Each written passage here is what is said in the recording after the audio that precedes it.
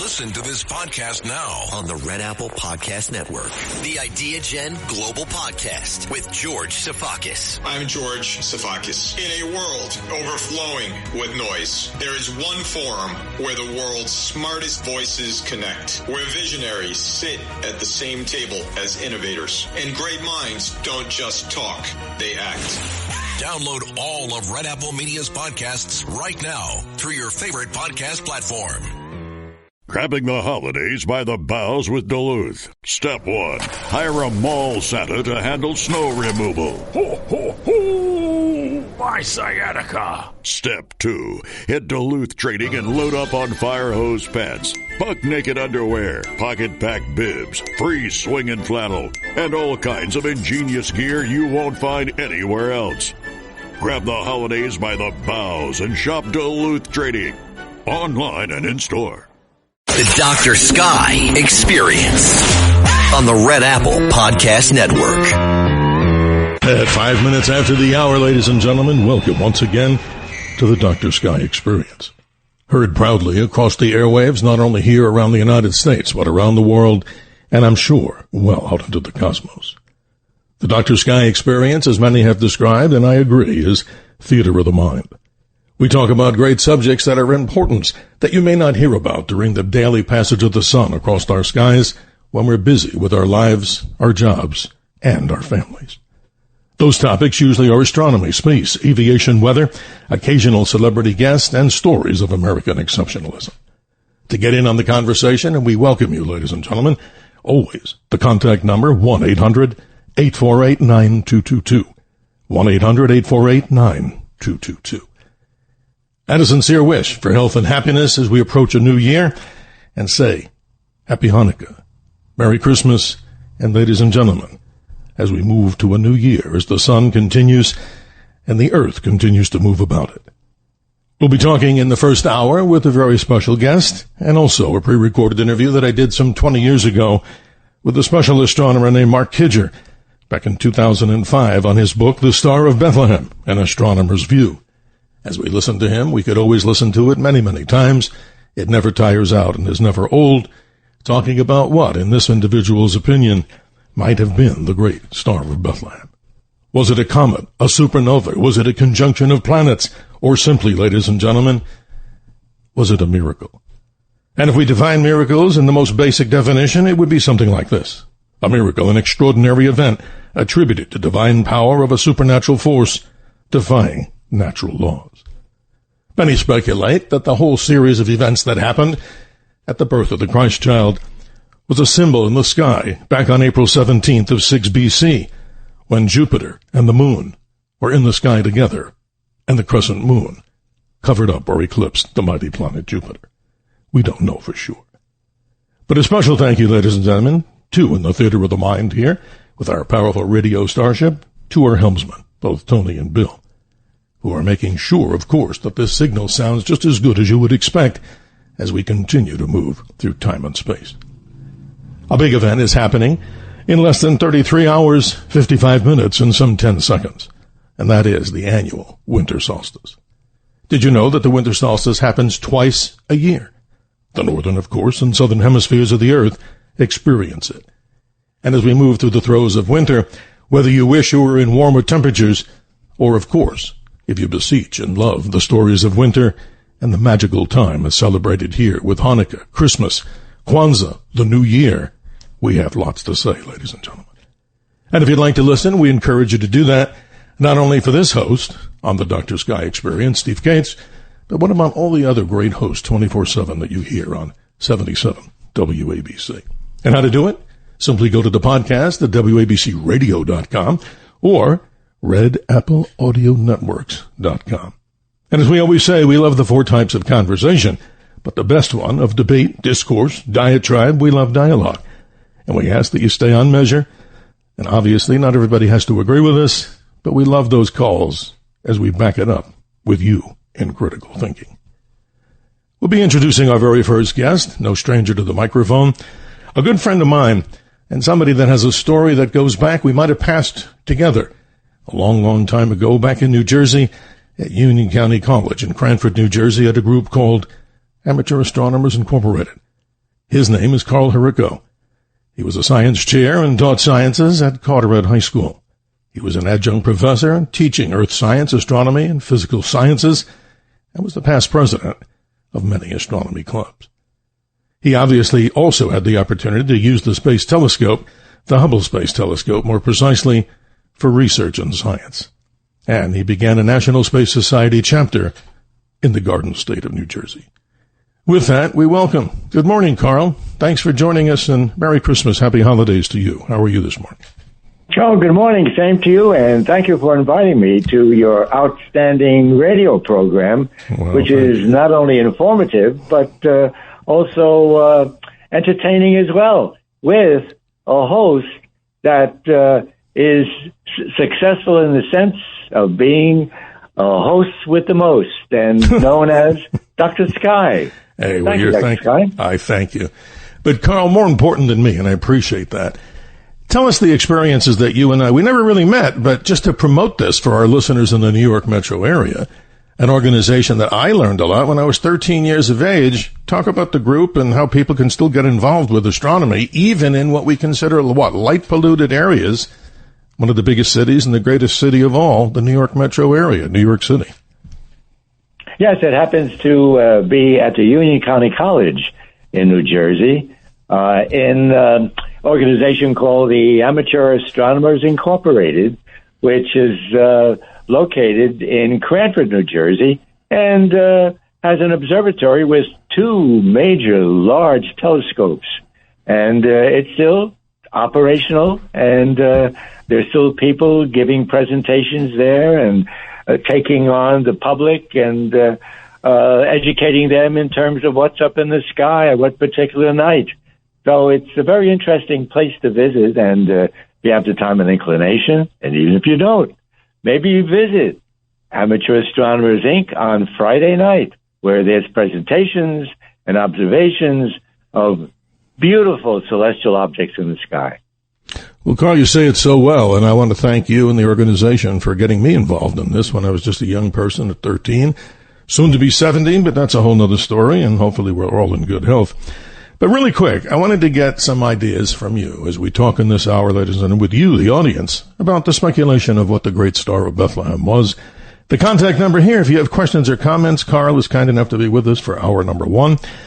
1-800-848-9222. But just a quick analysis from yourself. I mean, we got about a minute and a half because I'd like to jump into this interview that I like to play often with an astronomer who wrote a very serious book, Mark Kidger, on his book, The Star of Bethlehem. What's your take in just a short amount of time? Well, as you know, there are many varieties of interpretations of what the Star of Bethlehem might be, and it ranges from anything involving supernova to a conjunction or lining up of the planets along the celestial longitude, which is the right ascension, so that one joins the other in our line of view and looks like a larger object. And as people should know, at that time in history, anything in the sky, anything celestial, was interpreted to be a star. Planets were stars. Correct. Asteroids. How about Aster? Aster means star. We have no idea. It's amazing. What about comet? What about a comet? Comety means a hairy star because of its long tail. So everything was a star at that time, and so therefore the Star of Bethlehem, if you want to interpret it that way, could be any one of these objects, and has been mentioned to be so, except for objects that fly by very quickly. And so that would exclude something like, we'll say, meteors, for example. But comets are still a candidate, by the way, which I found quite interesting. It is amazing, Carl, and what I'd like to do with the audience so we can also listen to other interpretations, and we'll have the rest of the time with you to share that with the audience, and we appreciate you being up with us this early hour. Let's go back in our time machine, ladies and gentlemen. I was honored and privileged to speak with Dr. Mark Kidger, a book that's still out in existence called The Star of Bethlehem, An Astronomer's View. As we go back to 2005, when we conducted this interview, at the time, live from the beautiful Canary Islands, And here is what Dr. Mark Kidger had to say. Merry Christmas to each and every one of you. In celebration of the birth of the Christ child, we wish each and every one of you the best for a Merry Christmas and a safe, healthy, and prosperous New Year 2005. In the Dr. Sky Roll today, we'll be speaking specifically about the wonders of the Christmas star, the Star of Bethlehem. A star of great controversy, because over the many thousands of years, ladies and gentlemen, that we've heard the story, even today, there is no complete agreement as to what that magical light was in the sky. We look forward to our special guest today to enlighten all of us. Speaking of the Star of Bethlehem, I wonder how many of you were up this early morning and looking into the southeastern part of the sky. Throughout this week, a most amazing sight, as 5 planets, the 5 principal planets in our solar system, are visible to the naked eye. The planet Mercury, the beautiful, majestic Venus, the planet Mars, not to be outdone by the beauty and splendor of the planets Jupiter and Saturn. These objects will adorn our morning sky all the way into the period of 2005. But what about that magical star that supposedly was shining, leading wise men from an area we know today as Iraq? What happened some 2,000 years ago? Whether you're a Christian or not, today's program.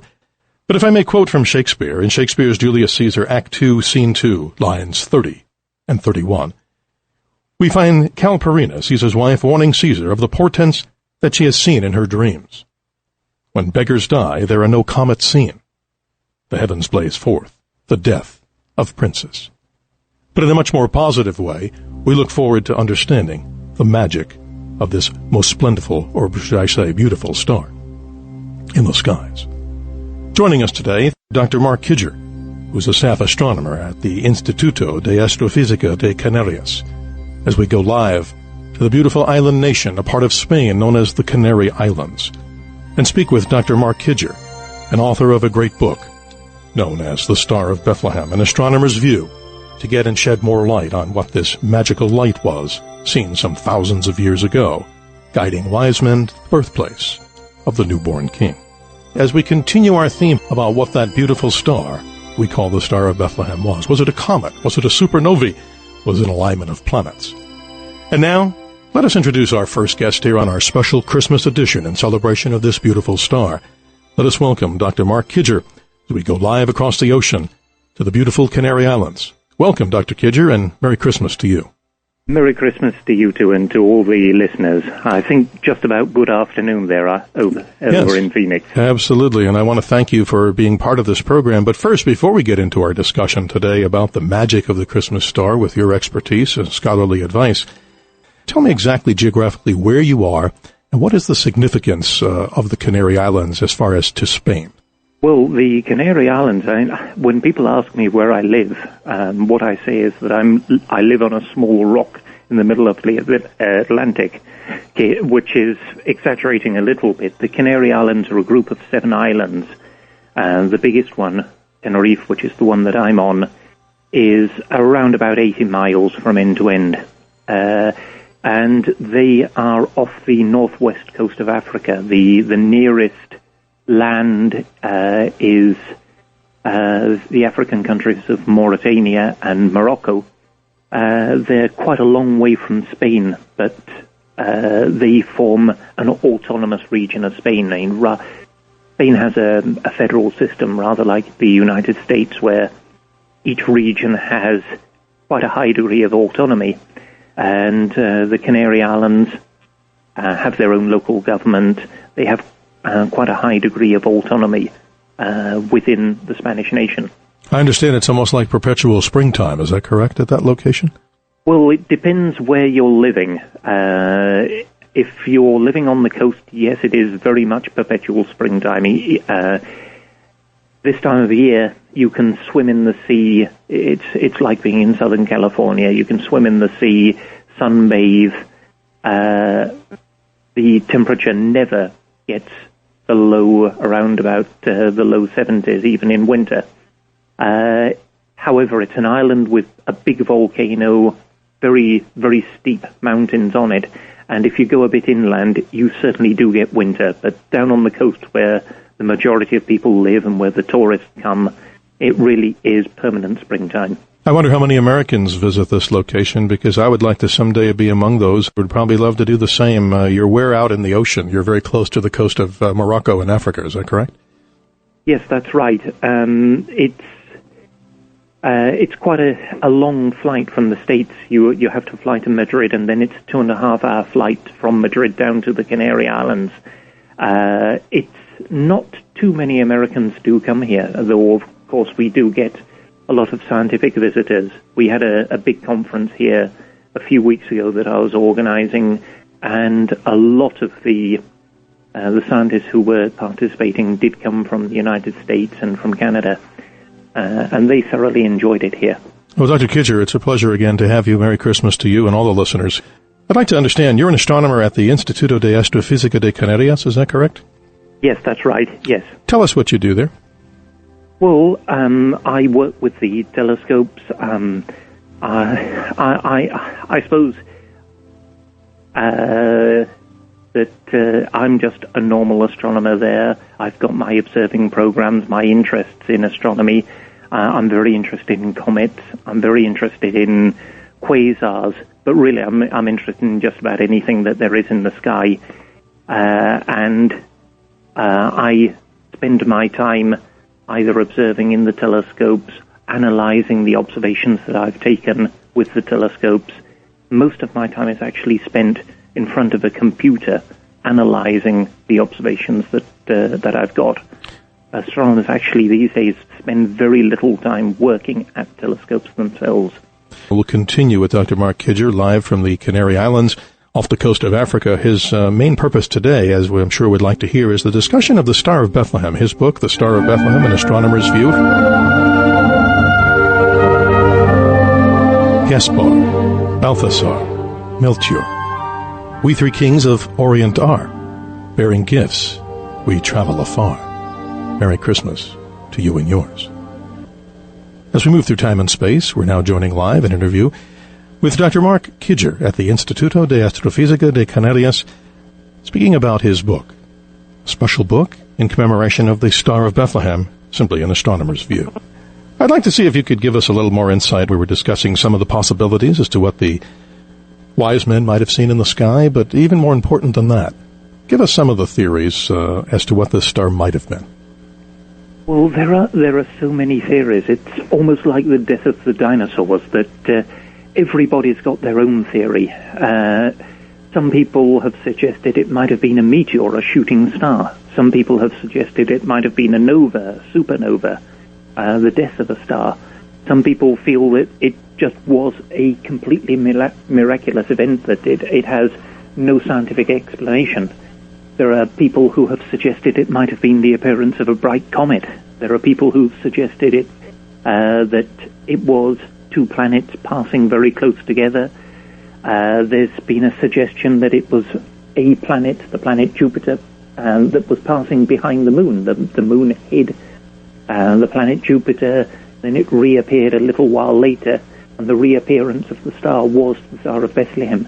There are theories just about for every possible taste, and there are even people who suggest that the Star of Bethlehem did not exist at all, that it's just a myth. It was something that Matthew put into his gospel to give more credibility or give a supernatural element to the birth of Christ. And as I said, there are ideas, there are opinions for all possible tastes.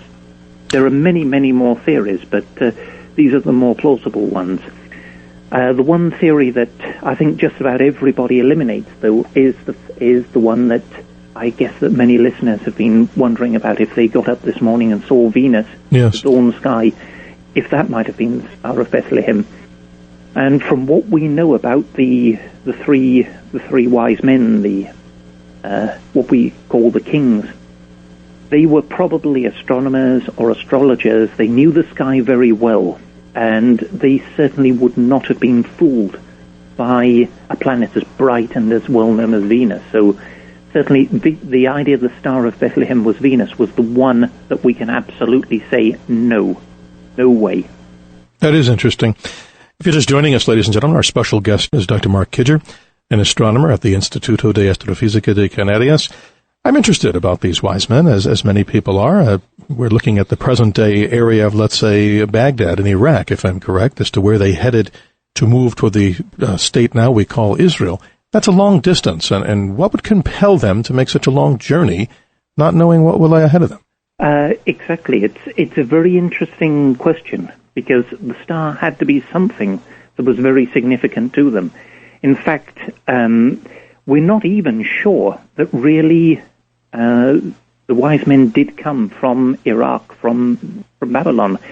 There is some evidence, there's some quite tantalizing evidence that they may actually have come from a lot further afield, because there is a tradition, and this was first found by the explorer Marco Polo when he passed through northern Persia, what is now Iran. He passed through a village called Saveh in northern Iran, and there the people told him that their village had been the home of the three wise men. Right. And there are various other villages with a similar tradition, and there are some intriguing pieces of evidence that suggest that three wise men may actually have come from much further away, from northern Iran. And that's a journey that would have crossed two major mountain ranges, a couple of deserts, two very large rivers, the Tigris and the Euphrates. It would have been an enormous odyssey for these men. And difficult on camel, of course, as the only way to travel during this period in time. Slow, and messages, of course. They had no internet. They had no cell phones, of course. I mean, everything had to happen in a very slow process, I imagine.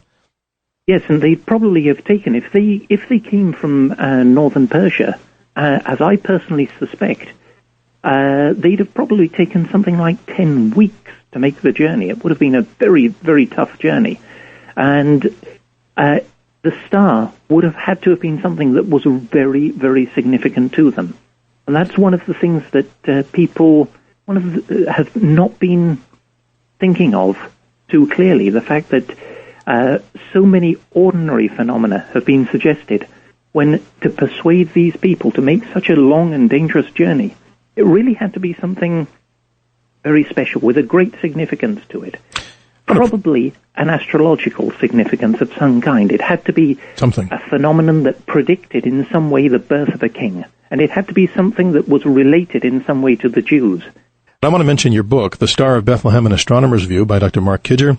This is a wonderful book, folks, to read from the Princeton University Press. I'm sure, Doctor, you can find this on Amazon.com and many good bookstores, all throughout the world, I'm sure. Yes, it is. It's on Amazon. There may even be a paperback edition coming out next year, but that's not confirmed at the moment. But certainly the book is available on Amazon. Please tell us something in our few closing moments here. I'd like to encourage folks again to look into the story, because not to conflict with religious doctrine, we're here simply to open up the minds of all the listeners, as we always try to do, not only on this program, but many others, to give them the option to choose. And I think that's what's great in any free society. You have the ability to choose what you want to believe in. And of course, like other great countries of the world, freedom of religion is one of those. But let's also go back to this one kind of paradox that I've never quite understood. If we look at the Bible or we look into the translations, how can a star stand still over a location if it is truly a star? Because many people realize that they're way beyond the Earth and they rotate, of course, in pretty much a similar pattern. They follow each other. How can an object like that stop over a location if it's not a star? And how does it have a tail as big as a kite, so to speak? What type of object could we be looking at here? Well, that for many of the theories is a showstopper, and that's one of the ones that makes people suggest that it may have been a comet, because a comet would be a large, bright star. It could hang in the sky over a village like Bethlehem. However, comets have one big problem, and they have always been associated with death, with disasters, with the quote that you made at the start, when beggars die, there are no comets seen. But very interesting quote, themselves blaze forth the death of princes. A comet would be a very unlikely star of Bethlehem. You might have seen a comet to announce the death of the Messiah, or to the death of King Herod, but it's very unlikely they'd associate it with the birth of Christ. So I don't think that one's true. However, there's a much simpler possible explanation. And it's a very curious one. And going back to this star that the Chinese saw in 5 BC, in March 5 BC, it appeared in the south, the constellation of Aquila, the eagle. It would have been really probably quite bright, as bright as the brightest stars in the sky, we can guess, because it was seen for something like 10 weeks. And if you look using a computer program, you can see that when it appeared, it would have appeared in the eastern sky at dawn. It would have been quite low in the east at dawn, and it would have been quite a spectacular object. However, you assume that the wise men took 2-3 months probably to get to Jerusalem to meet King Herod. Where would the star have been when they set out on the road from Jerusalem to Bethlehem? Yes. The answer is, at dawn, it would have been exactly due south. Bethlehem is exactly due south of Jerusalem. The star would have appeared to hang over the town of Bethlehem as they set out on the road to Bethlehem from Jerusalem. Dr. Kidger, again, I want to thank you first for spending your Christmas evening with us. What's the leading contention in your mind? What do you think it is in about a minute? What do you think this is? I think it was this star. I think it was a nova. It was a star that suffered a tremendous explosion, that it appeared just about at the right time, the time of year that we think that Christ was born.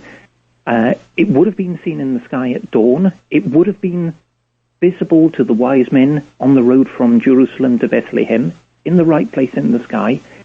And I'd say if we can ever get an answer, that's as good an answer as we can ever get. And then, for the people who say that star was a miraculous event, all I can say is that I didn't make that star explode at that moment in time. Very interesting. Dr. Mark Kidger, I want to thank you for joining us. Merry Christmas to you and your family, and hopefully we can speak again. I'd like to talk with you more and learn more, as many of us have. Thank you, sir, and great day to you. Thanks very much indeed to you, and Merry Christmas to all the listeners. Thank you, sir. The Dr. Sky Experience on the Red Apple Podcast Network.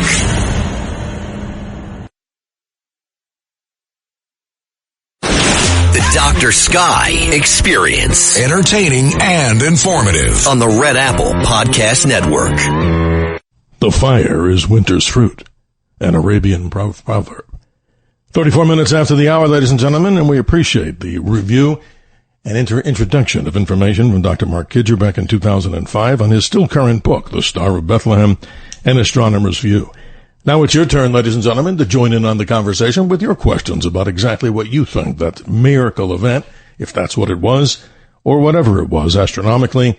And continuing with us is our special friend, astronomer Carl DeRicco. Carl, welcome back. I thought that was pretty good, talking about another idea or view of what the Star of Bethlehem was. Pretty interesting stuff, don't you think?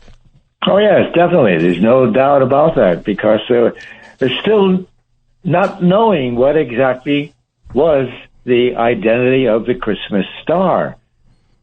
Absolutely.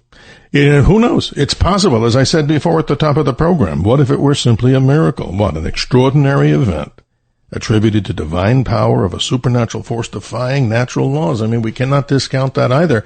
And I've read and heard through deep religious scholars, what about an appearance of an angel? I mean, how can we say? Science doesn't always have all the answers, right? And I'm sure the people out there, as we continue with our Theater of the Mind show, talking about all these great mysteries, 1-800-848-9222. But in the time we have with you, I'd like to say this, Carl. Talk about something else, because this whole thing changing of seasons, the winter solstice is just hours away, if we look at it that way. That occurs on Sunday morning, like 8:03 a.m. Eastern Standard Time. But let's go back in your view. I know you have a lot to say about another event that happened, a Roman holiday. Fill us in on what Saturnalia was. This is interesting, too, and I know you've got a lot of info on that. Well, Saturnalia, of course, was a Roman holiday that ran approximately from the 17th of December to about the 25th. And it was a time for merrymaking, as you can imagine. And of course, they celebrated Saturn on the basis of Saturn representing agriculture, harvesting, things of that nature. And it happened to be a celebration that was at the same time as the winter solstice. So it seems that any kind of a ritual or ceremony or holiday has been somehow centered around the winter solstice. Yeah, and if you look into it deeper, Carl, this is also interesting what I read. I found this fascinating. Like in government, where obviously those in power are supposed to serve those that are not, meaning the citizenry, and it states here that there was a reverse role event taking place during Saturnalia, where guess what? The masters served the slaves. How about that change of heart? That's amazing. I wonder how that lasted. What? When Saturnalia ended, they went back to their old ways. But no, that's interesting. And not to dwell too much on this whole thing, that happened to be something, of course, all tied around the events that are happening in the heavens. The solstice, as you and I are talking about here, the mystery. Who knows? Maybe again, not to be overly repetitive, the miracle of the Star of Bethlehem. Many scholars say that possibility. I want your opinion on this, that since we do not know the actual birth of Christ, the Christ child, in any specificity, they're talking about events that happened. If you go back with computers, they say something happened again. April 17th of 6 BC, when Jupiter was occulted, like eclipsed by the moon, and that being a very rare event, that might have been one of these events that actually marked the location of the birth of the Christ child. What say you? That's fascinating if indeed it's true. Well, I came across some information recently that you may or may not have come across. And please continue, yes. One of the NASA scientists by the name of, if I get it correct, Mark Matney, Matney, I believe it is. And what he's come up with is the idea that the Christmas star, Star of Bethlehem, in reality was a comet. He said he came across some ancient Chinese manuscripts that seem to have recorded a comet during the time period between the 6th and 5th century BC.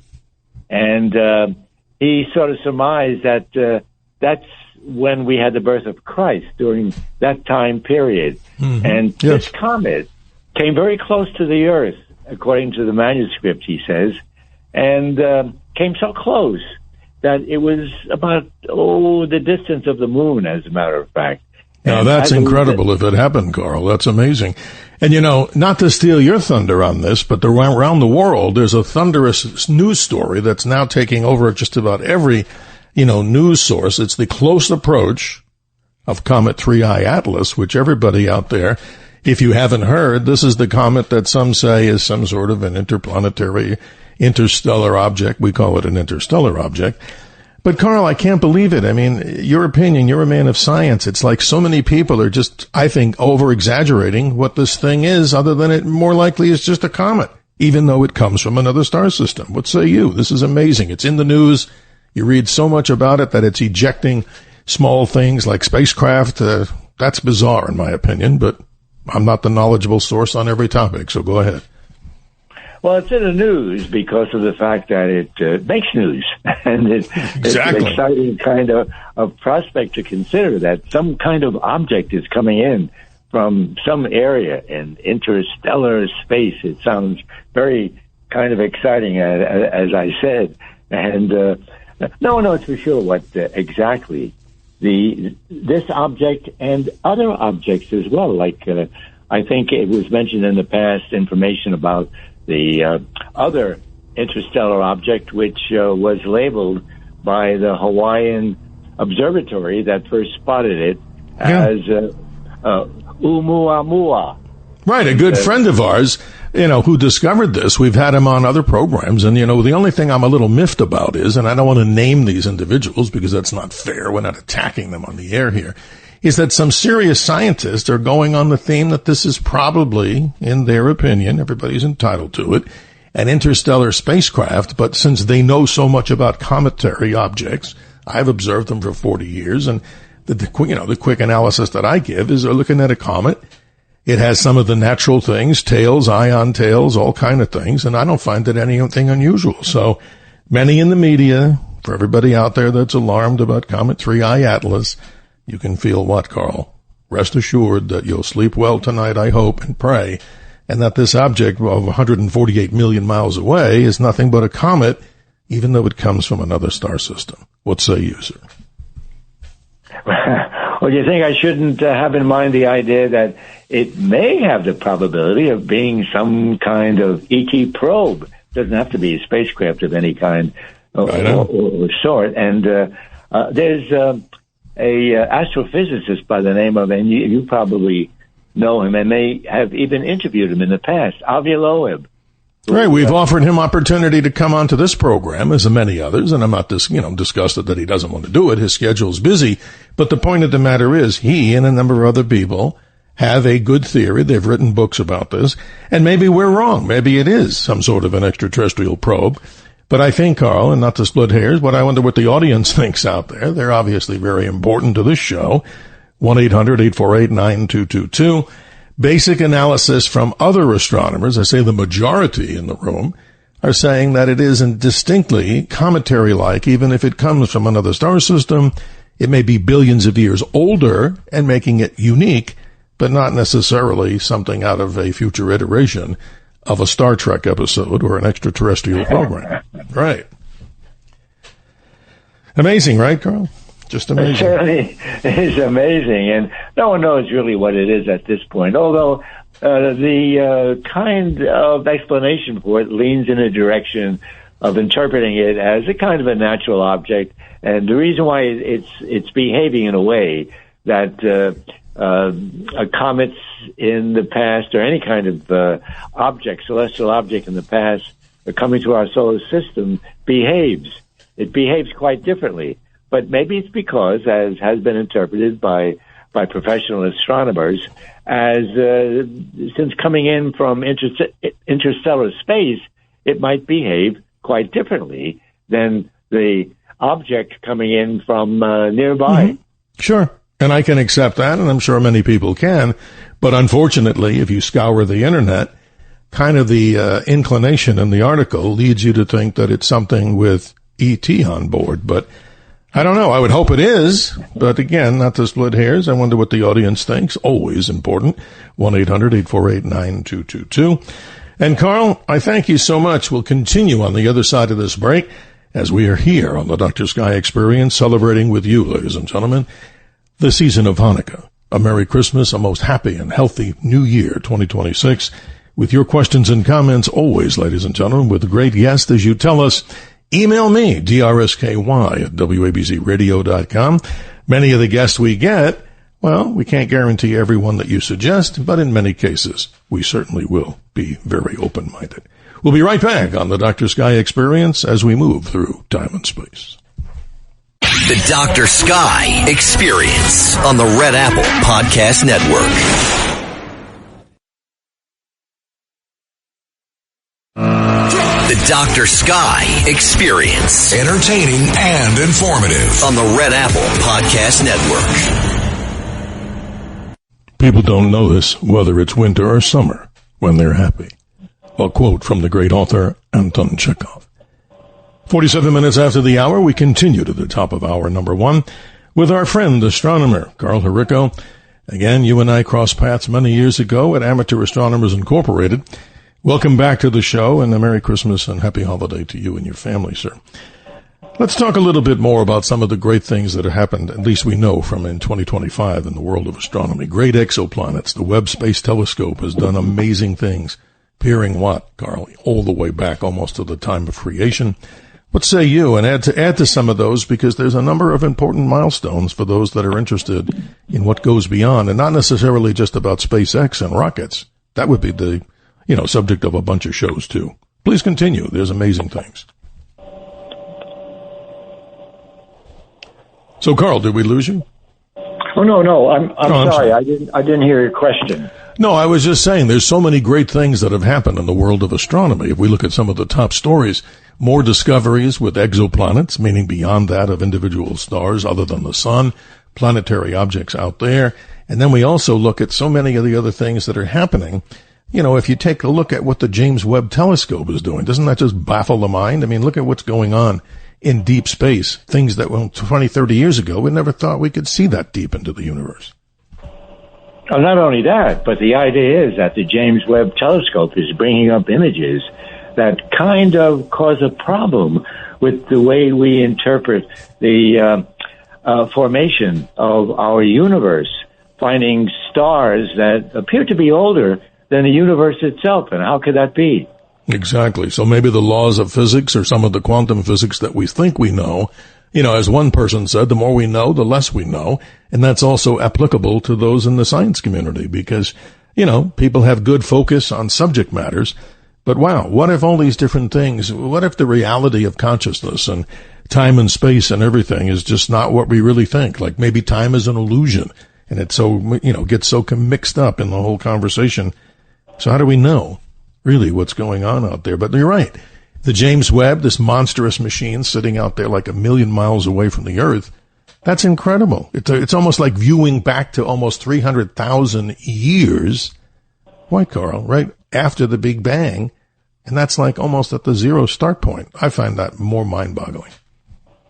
That certainly is. There's no doubt about that. To think that we can go back that far just by using a telescope to see light that has been formed and has escaped from the cloud of material that formed after the Big Bang, which is why probably we'll never get back to the Big Bang itself because light took a while before it was, well, when I say a while, I mean like in terms of what happened after the Big Bang, just a few seconds, a few microseconds, but nevertheless, coming out after the Big Bang. So light could not be seen until a few seconds or microseconds after the Big Bang. That means we'll never get back to the Big Bang by using light as a source of information. That's incredible. And if you just look around, everybody listening, driving, talking, sitting at airports, at home, wherever you are, ladies and gentlemen, around the nation, around the world, just think of what Carl was talking about and what we're bringing up here. The most amazing things. 50 years ago, we would be considered totally on a science fiction show if we were talking about what we really do know now about the deep universe. And let's also talk about something interesting, if you don't mind, shifting gears to space and what the, eventual landing of peoples, maybe not necessarily just from America, onto the surface of the moon. Some say that there is really truly a space race to get back to the moon, which I doubted for a while because, we've done it. Why do we have to push so hard to do it again?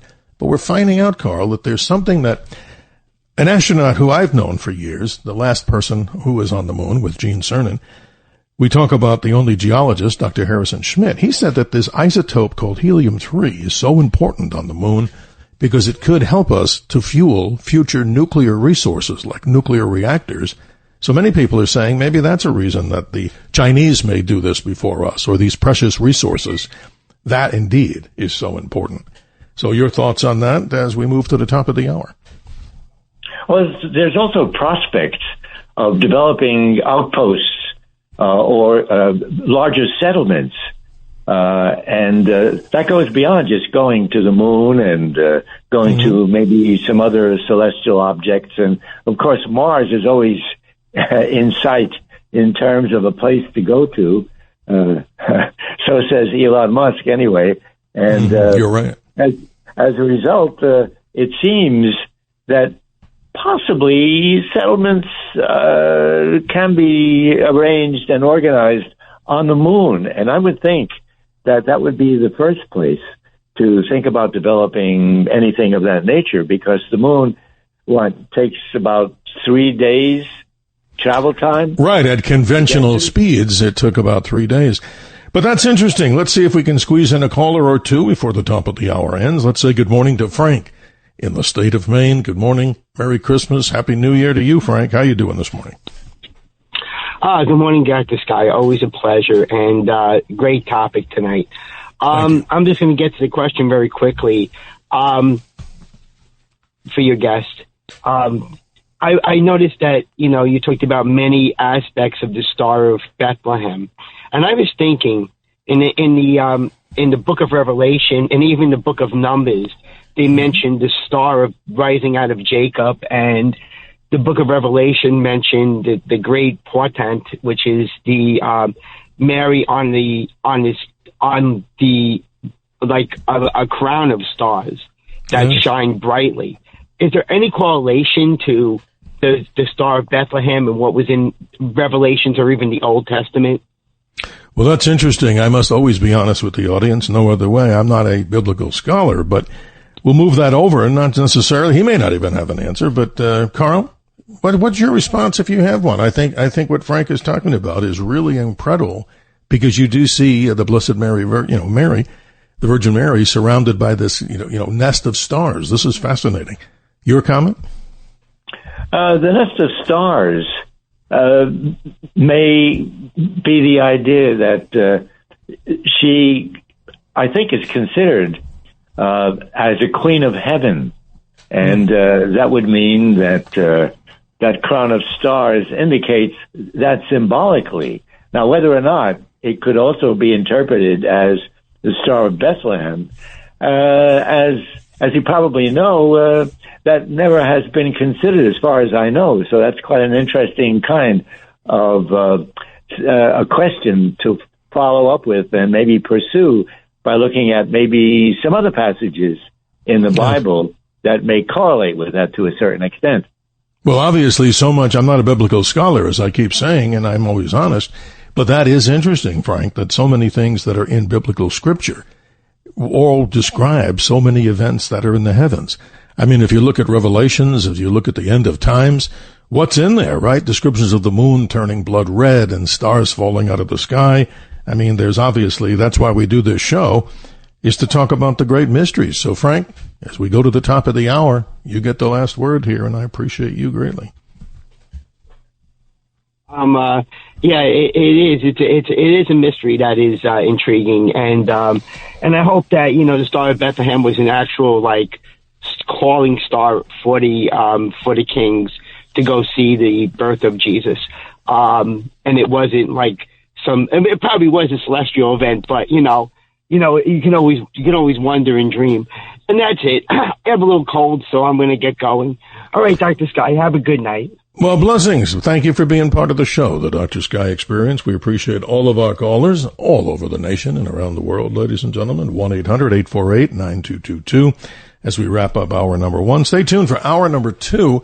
A very surprise guest as we change the topics and move on to something I think you'll find equally fascinating, ladies and gentlemen, from the stories of American exceptionalism as we move to the end of a very interesting year. For some, I hope it hasn't been horrible, and certainly for 2026, our prayer, and of course our wish for everyone out there, is that they find peace and happiness and great health in the next year, 2026, as always, and that the world maybe can come together. But obviously, we say it many times, right, Carl? With all the people, almost, 8 billion souls running around the earth, why can't we just simply all get along? Because as Carl Sagan said, right, Carl?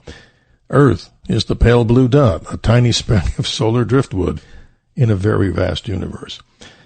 Carl, I appreciate you. Tell us how people can get in touch with your organization that you are so much involved with, Amateur Astronomers Incorporated, so we can keep the beat of having people learn about the heavens and do that right in the New York metro area where our ground zero location is, of course. How do they get in touch with that organization?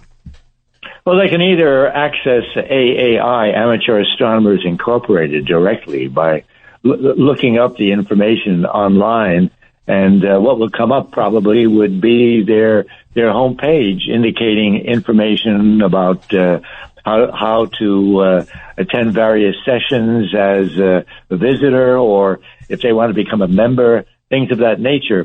And there's also another way by accessing it through the United Astronomy Clubs of New Jersey that has a website as well indicating all the different types and names of different amateur groups. So that's how we would be able to do it. And for the minute or so we have left, talk about you. You have a podcast, and if it's not just people listening to us in the New York metro area or the tri-state area, you have a podcast also. Tell us how people can get that anywhere they're listening to the Dr. Sky Experience. Oh, just get it on Spotify. Look up Carl, it's Karl''S Orbit. And you'll find information about the different podcasts that I've conducted, interviewing various people from all walks of life, actually. So that's the best way to get it. And it's also on another podcast platform called Spreaker, Spreaker. Great.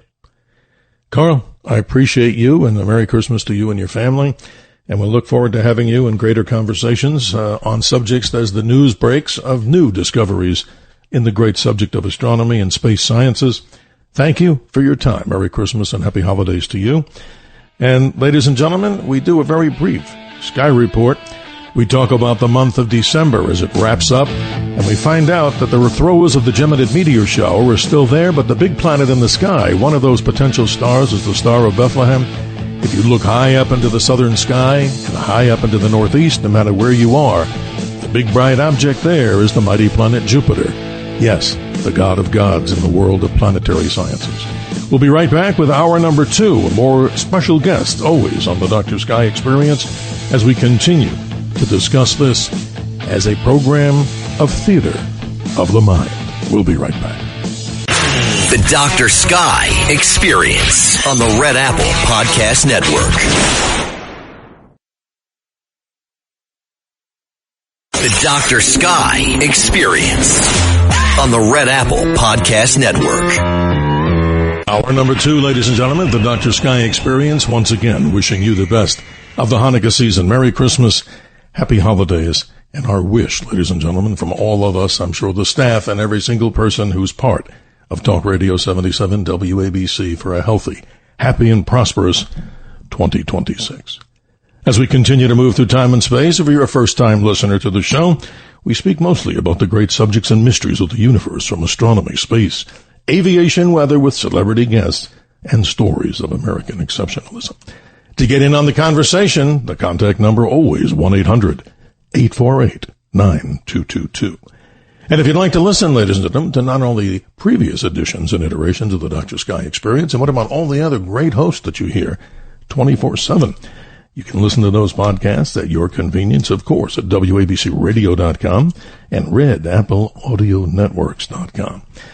And a sincere thank you to our helmsman, as we like to consider this program as a magical starship in theater of the mind. We thank Tony and Bill for making sure that this program sounds and this station sounds as good as you would expect. Heard in 173 countries, as you hear, all 50 states, and I say positively, I'm sure, deep out into the cosmos. In hour number 2, ladies and gentlemen, we switch to the story of American exceptionalism, and we talk about things that are in our country right now that many of you may not be aware of, and many of you may be very aware of. Our special guest, as we introduce him in just a moment, is no stranger to the microphone here, because Drew Allen, ladies and gentlemen, I want to thank him before we introduce him. He's helped me get so many of the great guests in the area of American exceptionalism. He has a brand new book out, ladies and gentlemen, called For Christ and Country, The Martyrdom of Charlie Kirk. But who is our special guest? Drew Thomas Allen is a writer, political commentator, and publicist whose client list includes some of the most influential conservative voices in America, including Charlie Kirk, known nationally as the Millennial Minister of Truth. He hosts the Drew Allen Show, where he delivers fearless commentary at the intersections of faith, culture, and politics. A widely published columnist, Allen is recognized for his unapologetic defense of America's founding principles and his conviction that the nation's political crisis is, at its core, a moral and spiritual one. And so much as the core of American exceptionalism has to do with the family. Drew Allen, thank you, and always a privilege and honor to speak with you, and now on the Dr. Sky Experience. How you doing, my friend? Hey, man, what a treat to be on WABC with you. You know, I've become a fan of yours. You've become a fast friend, and I'm just excited to be here with you. Well, thank you so much. And I also want to mention to many people, of course, the people who listen in the WABC listening audience in the New York metro area, that the man we'll be talking about, part of the main reason that you had written this book, of course, in dedication to the late Charlie Kirk, sad to say that he was a host here on Talk Radio 77 WABC, for many around the nation that didn't know that. But Drew, again, a sincere thank you to you and your organization for providing so many of the options out there. I mean, it's amazing how many emails I get. So you and your staff are working, 24, 28 hours a day to bring awareness to these subjects. But Give us a concise summary. How did you get started in what you do, and talk about your story of American exceptionalism, family, God, and American culture. Let's hear that. Yeah, well, it's pretty fascinating because I didn't intend to ever become a publicist. I didn't set out to, be on this career trajectory like so many people in your audience probably wound up places they didn't intend. I mean, I grew up in Dallas, Texas. I went to an all-male college preparatory school, Jesuit in Dallas, and I became obsessed with acting. I loved acting and theater and the arts, and I forewent a soccer scholarship when I graduated high school to take a theater scholarship at Pepperdine University. And so that was my track. On that journey, I studied abroad in Florence, Italy. I do speak Italian. I lived in New York City for about a year. So I graduated from Pepperdine and I moved to New York City as an actor. Because for me, it was always about the craft, and there was no better place to perfect that craft than New York City. I mean, so many trailblazers have come from there. My favorite actor of all time is Robert Duvall. There are many others, Montgomery Clift. These people, there are others, Brando. I mean, go down the list, right? They all came out of New York theater. So I moved there to be an actor. And it was kind of a crazy journey.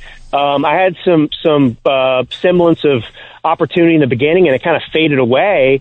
And I was disillusioned, and I was ready to move back to Los Angeles because everyone told me when I graduated Pepperdine, man, you're young, you're an attractive guy. There's way more opportunity in Los Angeles. And I was at school in Malibu, California, right? So I already kind of had a foot in the door. And I said, no, I'm going to New York because I'm a real actor. And I got to New York. And I went to this interview right after I decided I was going to go off to L.A., and then an agent called me, and they wanted to sign me, and I said, okay, well, I guess I'm going to stay in New York now. And I had a temp agent. I was doing temp work in New York at the time, and he called me and said, hey, I've got this buddy. He's really rich. He wants somebody to basically live in his brownstone in the West Village while he's not there. He has a bunch of homes. Anyway, long story short, the guy ended up being Robert Duffy, the president of Marc Jacobs, the fashion brand. And they were looking for somebody who spoke Italian, I guess, to open the first retail store in Italy. And I had no retail experience, none at all. Wow, but you spoke Italian. There you go. but I spoke Italian. It didn't even seem real. And so sure enough, a month later, I moved to Milan with no retail experience. I was the assistant manager and helped open the first Marc Jacobs store. And I did that for about 2 years. Met my wife over there. She actually went to Pepperdine. She was 3 years behind me. I moved to Milan thinking I'm going to fall in love with Sophia Loren. I met a blonde girl, from California who actually went to my college. Wow. Anyway, so I quit my job, and I hit a real low point because I moved back to LA to be an actor. And I had a good job, man. I was making six figures at 23, wow. More or less. Impressive. And I gave it up and to be an actor again. And anyway, I ended up producing a movie. I got out of acting. We got married. COVID hit, and I live in California, and I could see what COVID was. I could see what the government was doing, how they were trampling our rights in the name of public health. Incredible, right? Yeah, and so look, I've always been a conservative. I've always had Democrat friends, though, because look at where I've worked and what careers I was in, and I lost all my friends in 2020 because I was a kind of outspoken objector to the COVID lockdowns that were happening. And, of course, everything that I was saying that I was condemned for turned out to be true. And I lost all those friends, man, and it stung. It stung. No, that's incredible. Yeah, that's incredible, Drew, because you're right. I mean, as a young man, many people in the college communities today, of course, think differently than maybe some of the older folks. But again, you're an enigma in many ways, and let's talk about this as time, because the phone lines light up here real quick, and they sure are, as we didn't even get into anything deep yet, and we will. Your first book, America's Last Stand. This is interesting. It was written around the time of the 2024 election, and some describe it, again, I'm quoting, your book, as they describe it in Positivity, is like that, as I quote, like Thomas Paine's Common Sense. So give us the clarion warning that you had then, which is still moving on to the second book, which I'm sure will light up the phone lines even more, about American exceptionalism and the path that we may be on and we have a chance to change it. Please continue. Well, as the 2024 election was approaching, after living under kind of the auto-pin administration of Joe Biden, I saw what trouble the country was in, and I knew that 2024 was a critical moment in our history. It was one of few points that were just inflection points about what was going to happen to the future of this nation. And so I wrote this book to explain to people why it was so important, not just that we reelect Donald Trump as president, but explaining the founding principles, explaining who the Democrat Party had become and what it was doing to this country, and urging people to, become patriots themselves. Exactly. And and that's what that book was born from. But, there's a lot of history in that book and stuff, too. It's not just, I wrote it to make the case to reelect Trump. But within that book, there are timeless truths that are even worth reading and revisiting today and tomorrow and in the future, I hope. So that's where that book came from. That's amazing. Ladies and gentlemen, our special guest, as we're talking about, and proud to call him a friend here at the radio show, a man who understands what's going on, a young man. Ladies and gentlemen, we welcome to the airwaves here Drew Allen. His previous book, as I mentioned, America's Last Stand, described by many as like Thomas Paine's Common Sense. But his new book, we're going to get deeply into this with your questions and comments at 1-800-848-9222. For Christ and Country, The Martyrdom of Charlie Kirk. Let's talk about the theme of the book. I think I understand it, but let's talk about that so the audience understands it. What a sad day, September 10th. It's just horrible. No matter where you are, your book goes into a description and a first chapter, not to steal the thunder of the book itself, but the day Charlie died. Talk about this in dedication to him and the service of individuals in Christianity to Christ. Please continue. So that first chapter was something I posted on my Substack. And this was before I even decided I was going to write a book on the subject. I was grappling, trying to understand why I was so devastated by his death, because the older you get, as you know, and I'm 38, so, but the older you get, the more people die. And exactly. I've lost people in my life. And, for a day or two, I say, oh, man, thank God for the breath in my lungs.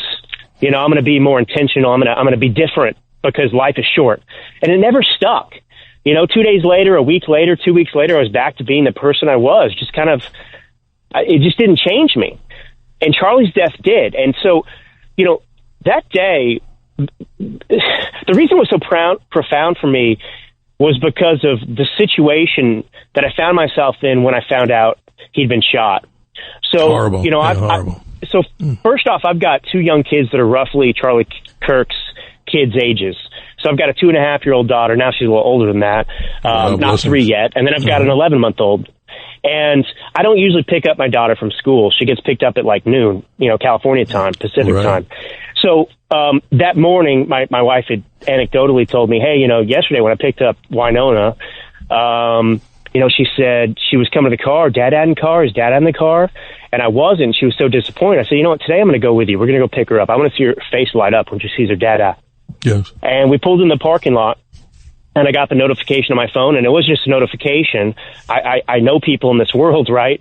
So I was getting text messages too. And while my wife went to get our daughter, I was refreshing news feeds. I was looking on X, and I saw the video. And anybody who saw that video knew in their gut, like, he couldn't survive this. No, that's horrible. God bless. Yeah, it's horrible. Yeah. Well, and as I'm processing this, my wife is coming to the car. My daughter is running, smiling like I've never seen before, screaming joyfully, Dad's in car.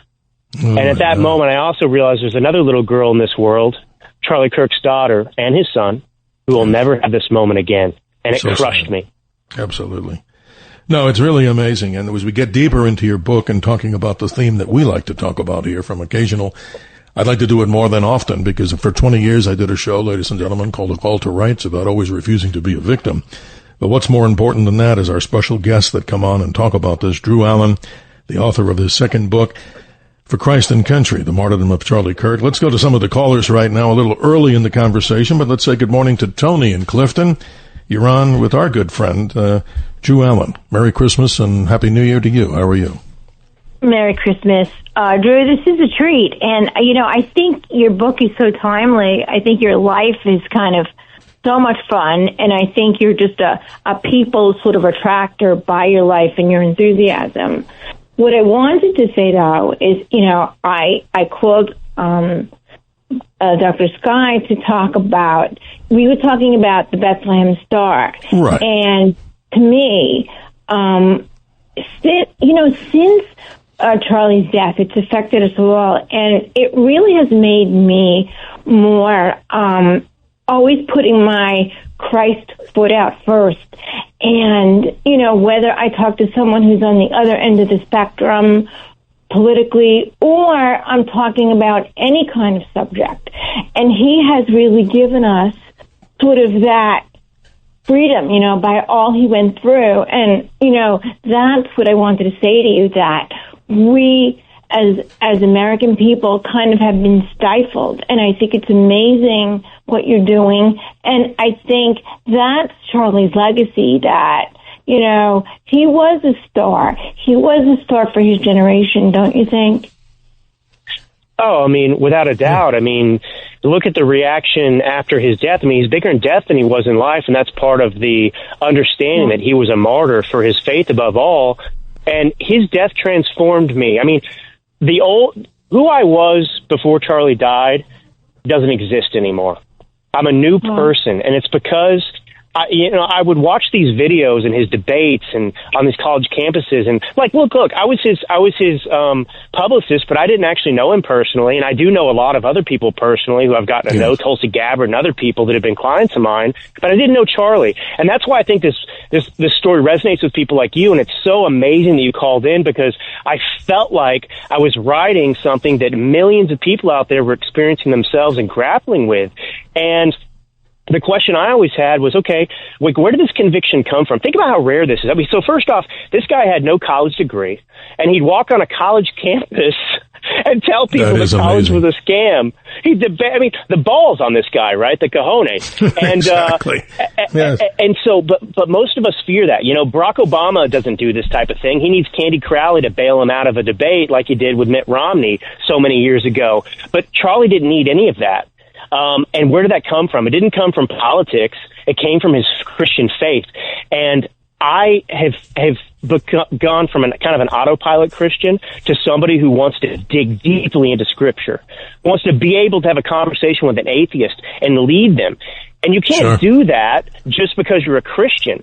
You can only do that if you study rigorously. Charlie Kirk's legacy is a man who became Charlie Kirk, a man who demanded better for himself every single day. And that's the charge that we have after his death, in my opinion. Well, Drew and Tony, this is interesting as you brought it up here, his willingness to debate. You're right. It doesn't have to have a PhD to debate. But look at how brave it is. And you watch some of those videos, right, Tony, where people are trying to just excoriate this guy. And wow, the knowledge on his side is just so overpowering. Tony, please continue. Always appreciate your commentary to the Dr. Sky experience. Charlie was very educated, self-taught, so he knew a lot about a lot of topics. But I think for everyone who's not as learned, it's certainly an encouragement for us to seek to learn, but also to seek to get out in the field. What I've done, Drew, is when I hear political people telling outright lies, one thing I did this year, and I'll end it with that, and I wish you guys a happy holiday, but I just want to tell you, I call them up, get someone in their office, because that's my sort of fun thing, and I say, I just want to let you know that, I appreciate what you are trying to do for our country, but I have to tell you, I find it offensive that you're lying to the American people. And I just pray that, you'll come to sort of an awakening. And I'll pray for you, and I let them know I'm a Christian. And I just ended at that, and I point out how they're lying and say I really would appreciate it if you would stop lying to the American people. Very powerful. That's what Charlie has done for me. I never did that before because I didn't know what people would say, but I say it in love, and so he's really amazing. He was an amazing guy. And, absolutely. Missed by so many people. So are you, Drew. Thanks for all you do, and have a great holiday, guys. Thank you. Thank you, Tony. Merry Christmas. Happy New Year. We continue at the 1-800-848-9222. If you're just joining us on the Dr. Sky Experience, a very special guest. He's become a friend of mine, even though we've never met. Drew Allen, he, of course, on his second book, as we're going to be talking about in great detail here, For Christ and Country, the Martyrdom of Charlie Kirk. And you describe in chapter 2, I mean, simply this, you've said it, and Tony also, seconded this.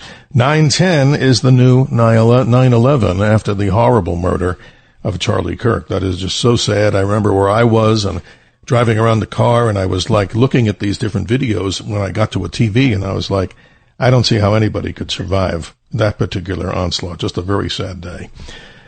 But Drew, this is fascinating, and we only have a few more minutes before the hard break, but I wanted to just get your quick take on AmFest. Turning Points America Fest is in Phoenix right now. It continues. Very powerful speakers are there. And in case people out there in the radio land and the Theater of the Mind haven't seen it, Ben Shapiro, his commentary at the event there, the America Fest in Phoenix, Turning Point, very powerful stuff. I mean, he's talking about the reality of conservatism, and he goes up against, Tucker and Candace Owens. Describe that in your world, how you see that. Well, it's very interesting because Ben Shapiro's been wrong on a lot of issues from the conservative perspective over time. And he's absolutely right at AmFest. And what's interesting is we've had in this movement a lot of people we felt like and thought were allies of ours that have become saboteurs of this movement. And people that we viewed as saboteurs of the movement in the past, which I wouldn't say Ben Shapiro has been a saboteur, but, he was kind of pro, COVID jab, a lot of issues that we had problems with as conservatives. Sure. And now these people that we didn't view as necessarily, they were the establishment guys. Now these guys are actually speaking more truth than the so-called allies that we thought were ours. And so I think that it's good that this is happening. AmFest seems a little bit like some WWE like production right now. Sure. With these different like narratives and fights and people coming there. I mean, it's good. Charlie would go on campuses and hash out these debates, and he trusted that truth would reign supreme. And I think that regardless of how you feel about Ben Shapiro in the past, absolutely, I think there are more allies of Ben's at AmFest than there are even of Tucker Carlson and certainly of Candace Owens. She's a piece of work, man. Well, it's interesting. I mean, where I'm broadcasting from in Phoenix, of course, this event continues throughout the weekend. Many, many powerful speakers there, of course, Turning Point's event. And I'm sure it's nothing like it would have been, obviously, sad to say, since Charlie Kirk is not available there. Ladies and gentlemen, if you're still holding on the line, we'll do our very best to get you on the air. Your opinions matter and your commentary, of course. So if you're Robert in North Carolina, Alexi in Queens, Max in Manhattan, and Bill in Huntington, we will do our very best to get you up on the air. And for everybody else that would like to comment, our subjects changed from the Star of Bethlehem, the great mysteries in science. Who knows? It could simply have been a miracle, and miracles are the subject of tomorrow night's program on the Dr. Sky Experience knocking out of the park. 1-800-848-9222. So obviously this book is available in the most likely place where? On Amazon? Tell us how people can get a copy of your book. Well, we'll see how we want to get into this, Dr. Sky, because actually Amazon has censored my book. How about they are that? Censoring me. That's ridiculous. But it's a fact, right? There you go. Look, man, Eric Metaxas gave an endorsement for the book. This is published by Post Hill Press, which did 2 of Charlie's books. I'm an established author, and they're censoring this book and giving some absurd reasoning. So it's kind of outrageous. I mean, I think you can buy it on Target online right now, but Amazon you can try. It will more than likely, when you go to buy it, tell you that it can't ship to the address, and it doesn't matter what the address is if it says that. It's them censoring me. This has been going on. This is the 3rd time they pulled the book down, so I don't know if this is going to get resolved. I mean, Drew Allen, I've never had this happen to me, brother. Well, censorship should never have a place in America, and obviously in this particular case, for the subject matter that we're talking about. More, ladies and gentlemen, with your questions and comments. The Dr. Sky Experience goes American exceptionalism for good reasons, about truth, justice, and the American way, subject matter that you hear here with all the other great hosts that appear on 77 WABC, and we'll be right back after these announcements. The Dr. Sky Experience on the Red Apple Podcast Network.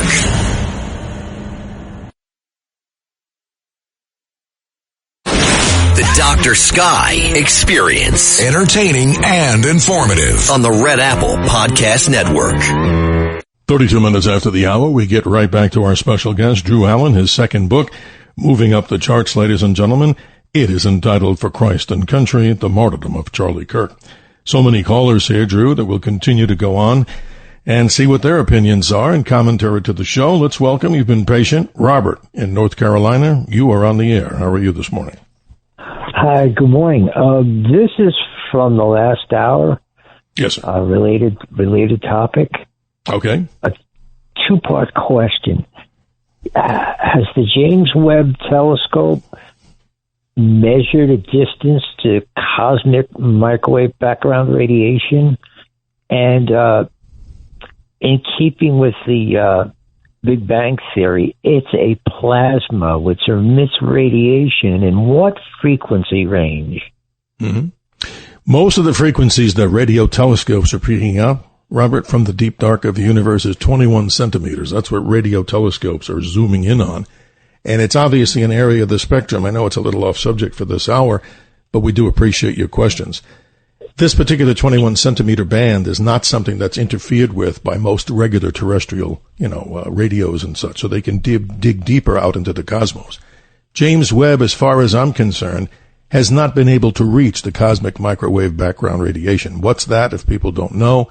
It's when the universe was created, it then sizzled up as if you took some sugar cubes and roasted them into an iron skillet.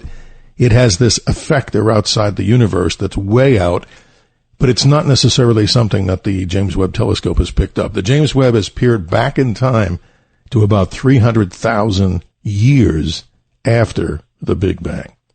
Robert, I appreciate your call, but we wanted to stick on topic. My fault, of course, for not asking everybody to stay on topic for each hour. Let's continue now as we continue with the Dr. Sky Experience. Max in Manhattan, you've been patient. How are you this morning? And Merry Christmas. Merry Christmas, Dr. Sky. I'd like to say that I think it's a good sign that your book was censored by Amazon. It shows it has some weight to it, and it's going to piss off the establishment. Well, Drew, go ahead. Go ahead, sir. I'm sorry? No, go ahead. You were sounding like you had a solar flare in the background there for a second. Sorry, go ahead. That's all right. Okay. Go ahead, Max. I don't know if we heard you completely. Please continue. Okay, I said it was a good sign that the book was censored by Amazon. Okay, there you go. Drew, your response? I mean, you have a little bit of a solar flare interference there, but I think we heard you right there, Drew. You heard what he said. Yeah. About the book censorship, it's a good sign. Yeah, it's to some degree. I mean, it's frustrating to me because, look, I just very briefly, I wrote a book in August about Trump-Russia collusion, using the declassified documents from my former client, Tulsi Gabbard, to try and explain, why this is an ongoing issue. And that was an important book to me. I shelved that book to write this one because I thought it was so important, and I wanted to get it out as fast as possible. Because, there was a national conversation that should have happened after Charlie's death that frankly didn't because of people like Candace Owens who were out there spewing conspiracy theories. And those conversations were regarding the spiritual rot. I mean, the very things that Charlie Kirk was speaking out against, left-wing violence in this country, there's no accountability for the politicians that whose rhetoric is leading to this violence. Why is the left so violent? Why is this happening in this country? What are we going to do about it? And the left has never looked in the mirror. I mean, Trump was, it was an assassination attempt against Trump. And they doubled down on calling him a fascist and Mussolini and Hitler and a threat to democracy. And they did the same things to Charlie Kirk. I mean, it's dehumanization. And the left's ideology doesn't believe in a transcendent power, as Charlie Kirk would always discuss. They believe in moral relativism. And so for the left, Charlie Kirk was just a clump of cells, just like a baby. If you want the baby, it's a baby. If you don't want the unborn baby, well, it's a clump of cells and you can just get rid of it. And so this is how they justify their horrific and terrible actions they undertake. And this needs to be addressed, and it has been addressed, and I want to force that conversation. A reckoning still needs to come, and this book, does do that, and it speaks to Christians directly and what's happened in this country. And so while it may be a good sign, it's deeply frustrating to me, because I believe that this book is necessary right now. I believe that millions of people need to understand this and are searching for these answers.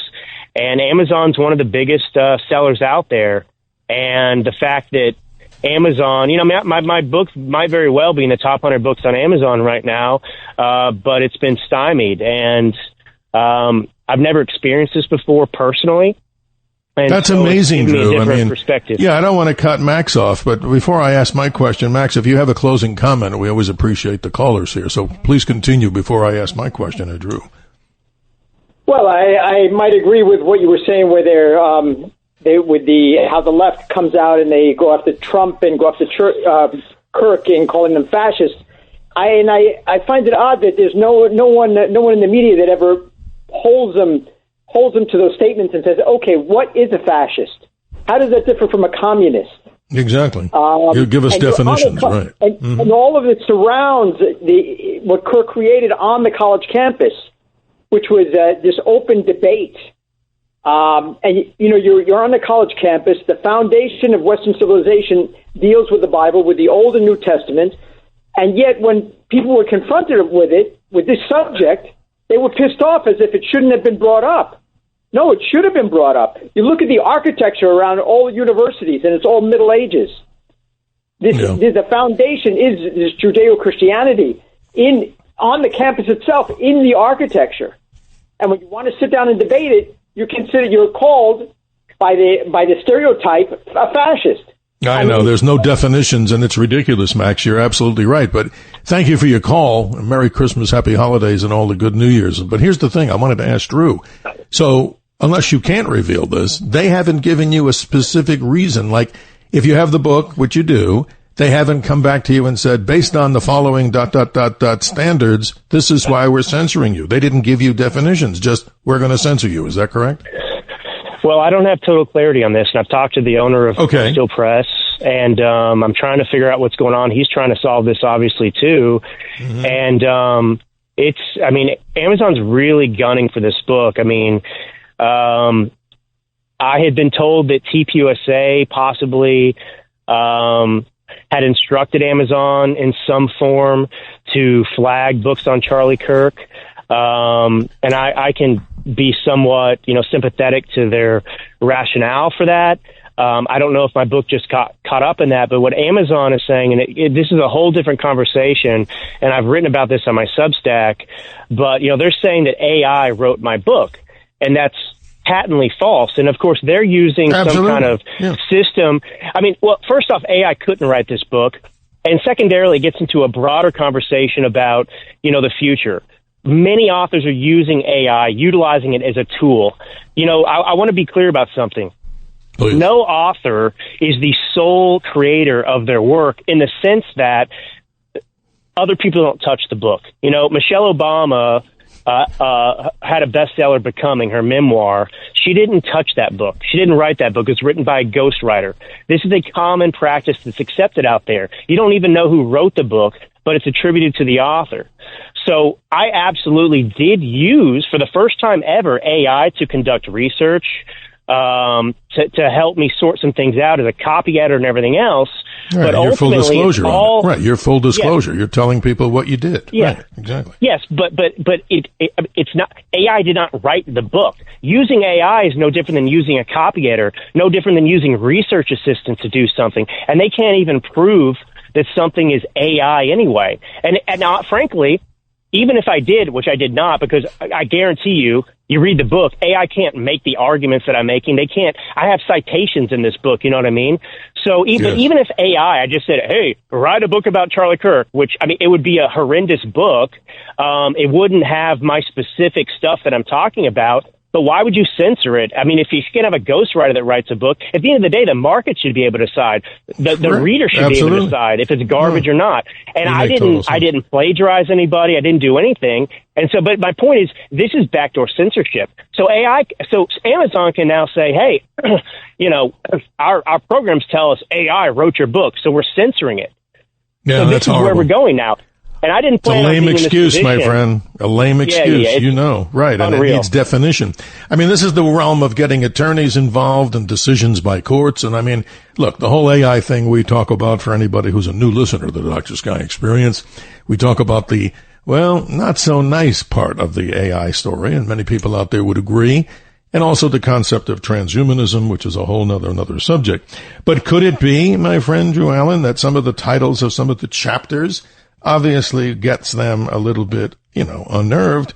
Well, like this. The ADC, the Anti-Defamation League, and the illusion of right-wing terror, the left's war on Christianity. I mean, all these things seem to be controversial to those that don't believe in truth, justice, and the American way. Simply put, right? Well, 100%. I mean, look, this book is like, it just takes the gloves off, and it's completely honest, and it's from a personal perspective. That's the other thing too. How's AI going to write a book about a personal transformation, that I experienced? How is AI going to, you know what I mean? So that I use AI as an assistant, like I could use a person too if I wanted to pay them. Yeah, I mean, it's just so. Yeah, I mean, but my point is, this is what they'll use now as the justification to censor something that they don't like or don't want out there. And, Drew, look, not to cut you short, you've said something so powerful on the Dr. Sky Experience that anybody out there in Radio Land, in this theater of the mind, that has any concept that they want to bring up that may not necessarily be just a children's book, and even those could be censored, if they're, illusion and excuses that it was written by AI. Well, AI, at least not now, at least not yet, can't read your mind, so your argument is good, but we'll have to see what happens. So it's sad. But how do they get the book before we go to this break? Where do they get this book then? Well, Target, I believe. I mean, I just purchased a copy on Target. It went through, I think Walmart has it right now too, but Barnes & Noble and Amazon are thick as thieves. So that's typically where people buy their books. And so, it's just like the sabotage is I've never imagined something like this, brother. Anything at Costco? I mean, I ask because they're all over the place, too. Do you think it's there or you don't know yet? No, not yet. Because, I didn't go with a traditional hardback copy because it delays the production by 6 months. And we wanted this book out.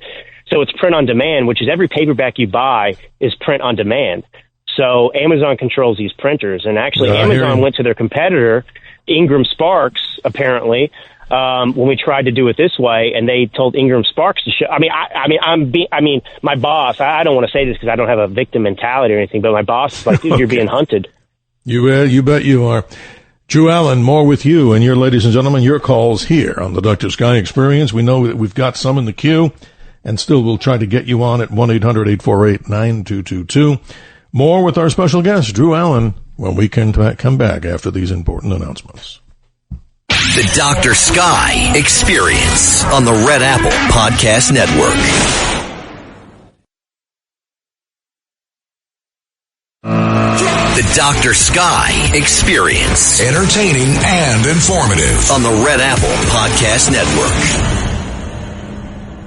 America guarantees equal opportunity, not equal outcome. A quote from the late, great Rush Limbaugh. 48 minutes after the hour, we continue with our special friend and guest of the radio show, Drew Allen, as he's talking about his brand new book. Ladies and gentlemen, welcome back, Drew. Let's go to the callers and get as many of them as we can. Let's say good morning. He's been patient on the line. Alexi in Queens. Good morning. How are you? Good morning, Dr. Sky, and good morning to your special guest. This thing with Charles Kirk, he was sacrificed for this country. It's a tragedy, but it reminds me, Yuri Melanov was a countryman in my country before I left some 38 years ago. I run for my life out of my country. He was communist, very strong communist. Mm-hmm. And what happened is we used to talk to the people in the cities about America and the rights and the beauty of this country and the way of honesty and decent. And The military and police did not like that, so they arranged to have him killed. He was shot running away from the police. They did not even give him a chance. Horrible. I find this out. Yep. No, that's horrible. I don't know, Alexa, did we lose you, or you just had a momentary lapse of, I guess he's gone. Well, Drew, I think he was explaining something that, just like Charlie Kirk, others that believe in freedom and their patriotism, other forces don't permit that to happen. It's pretty scary stuff, don't you think? Yeah, it is. Well, I mean, God bless him. He's the exact kind of immigrant we want to welcome to this country, someone who appreciates this nation and understands, why it's special. Absolutely. Let's go back to your book here for a moment. This is interesting, and also some of the things that we've seen in the news lately. CNN, obviously, Harry Enton, obviously, on CNN, had this very interesting segment, and you can describe it much better than I can describe it. As he says, this is very interesting, right on CNN, that the Democratic approval rating is now lower, he says, than the Dead Sea. Just describe this, because this is all interesting to me, that the Republicans lead the House 219 to 214, that's by 5, and the Senate by 53 to 47, that's by 6. But just how important, extremely important, is the obvious answer. And what's going to happen here in your mind? What do we need to do to keep it so that the Republicans have that majority and don't lose the House? That's easier said than done, right? Well, the biggest problem that Republicans have faced historically, and obviously there's a war, you can talk about the uniparty and these sorts of things, and you have plenty of, establishment Republicans out there, but, the problem is, the left feeds people a lie, right? Just like communists and Marxists and socialists that, you can go back to, Saul Alinsky, the community organizer that inspires Hillary Clinton and Barack Obama and the modern Democrat Party. It's about creating a Marxist uprising in this country and revolution. And what they do as a strategy, and it's in Saul Alinsky's book, is, they create a problem, blame the opponents, and then they present their own solution, which is aimed to, give them more power. And it's going to lead to always to more destruction and more prosperity. It's always someone else's fault. It's like where I live in California. You don't have Republicans controlling anything. And yet, you've got total collapse of the former greatest state in this country. And Democrats continue to run on what? Like, whose fault is it? It's the Democrats' fault. So what Republicans have to do is they have to deliver on Donald Trump's agenda. And, the Senate has not been making confirmations for Donald Trump. There's not been a lot of legislation.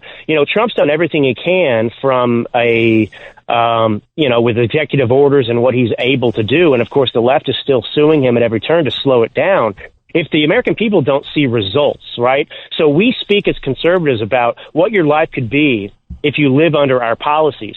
Well, if those policies are never enacted, Americans are never going to experience the rewards that come with it. And therefore, it gives the Democrats an opportunity to continue their propaganda campaign.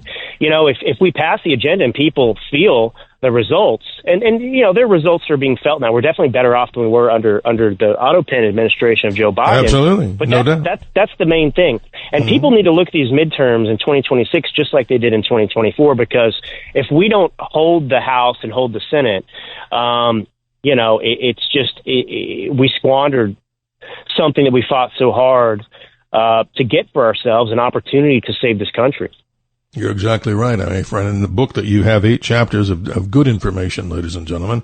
I haven't read the book entirely, and I know that the material that you sent me, I'm always honest with the audience. I try my best to read every book and all the great guests that you provide me with here on the concept of American exceptionalism and some science is greatly appreciated by you and your team that gets this information out. So if we have just a few more minutes to kind of give it a wrap up here, you have the floor.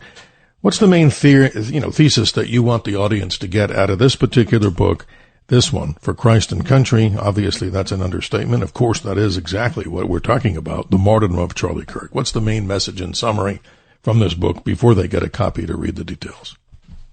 Well, the main message is the message that I take for myself. In Charlie, I saw a man that I could become, should become, and want to become. I realized that I wasn't putting my faith first. and that I still had residual fear from all those losses of Democrat friends. I feared the condemnation of man to a certain extent more than I did the applause of God. And that fear is gone. Your earlier caller, Tony, was talking about her courage that she's found in making these calls. And that's what we have to do.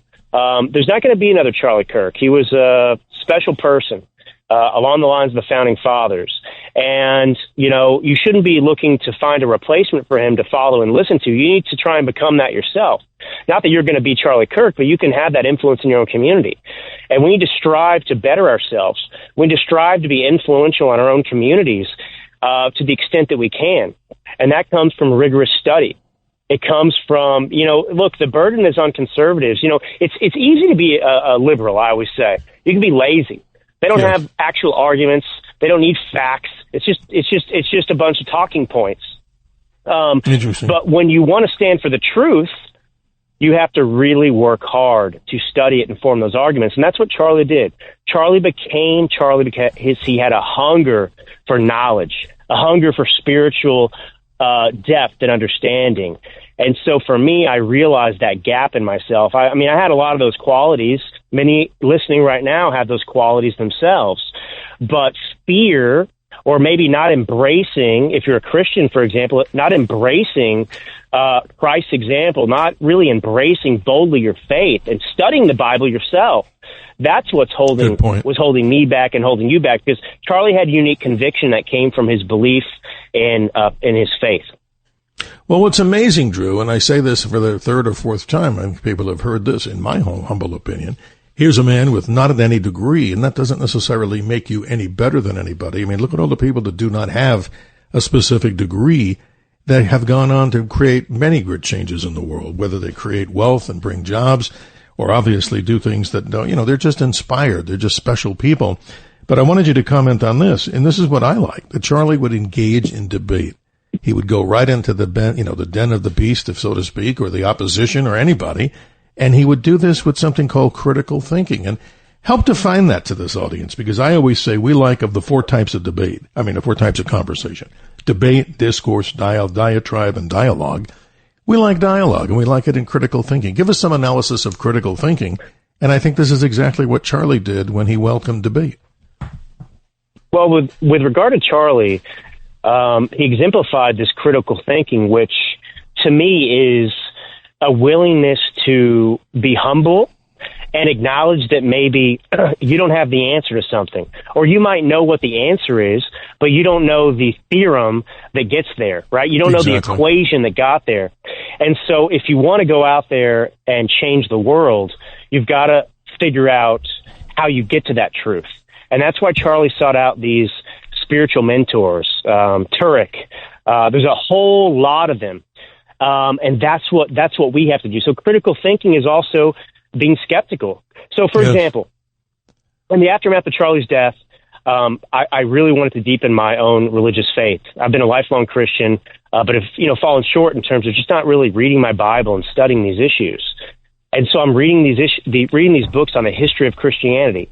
And what's so interesting about Christianity is, apart from other religions, is that the more skeptical I am, the more questions I ask, the more certain I am that it's true.